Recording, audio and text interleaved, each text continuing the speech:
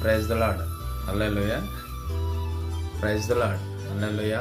ఈరోజు దేవుని వాక్య వాగ్దానము యెషయా గ్రంథము 62వ అధ్యాయము 3వ వచనం. నీవు యెహోవా చేతిలో భూషణ కిరీటముగాను నీ దేవుని చేతిలో రాజకీయ మొకటముగాను ఉందువు. ఎవరి చేతిలో అండి? ఎవరి చేతిలో ఉంటావు? సృష్టికర్త అయినా మన తండ్రి అయినా మనకి సమస్తమును సమకూర్చి జరిగిస్తున్న మన తండ్రి అయిన దేవుని చేతిలో నువ్వు భూషణ కిరీటముగా ఉంటావు.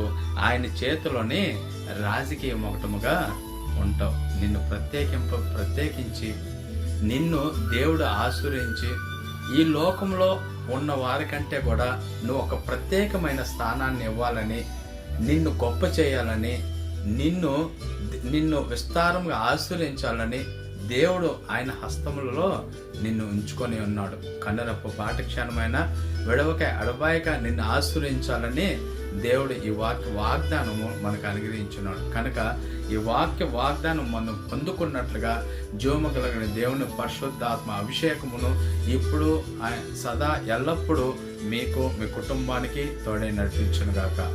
ఆమేన్.